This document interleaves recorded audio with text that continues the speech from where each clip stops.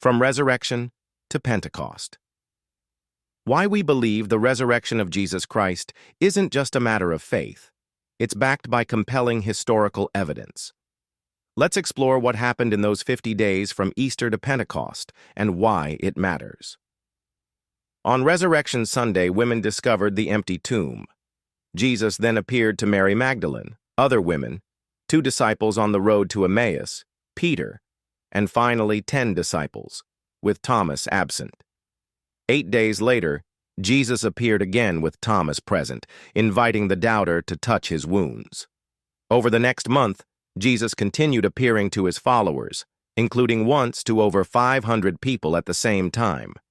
On the 40th day, Jesus ascended to heaven from the Mount of Olives, instructing his disciples to wait in Jerusalem for the Holy Spirit. They spent the next 9 days in prayer. Finally, on Pentecost, the 50th day, the Holy Spirit descended on the disciples.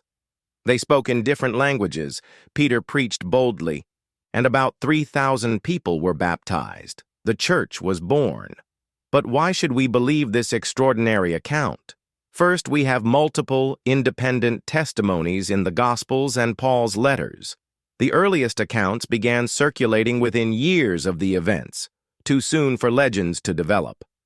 Second, the Gospels present women as the first witnesses, an unlikely detail to invent in a culture where women's testimony wasn't accepted in court.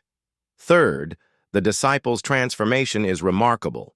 Before the resurrection, they hid in fear. Afterward, they boldly proclaimed the risen Christ, even facing death.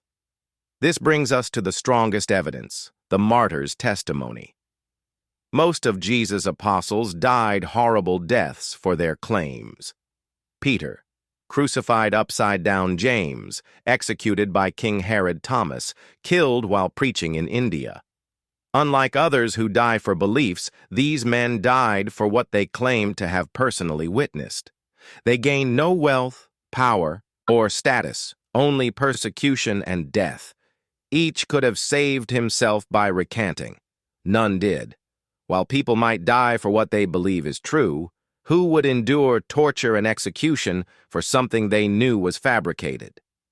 This 50-day journey from resurrection to Pentecost changed history forever. The most reasonable explanation for these historical facts isn't mass hallucination or conspiracy, it's that Jesus truly rose from the dead, just as the witnesses testified.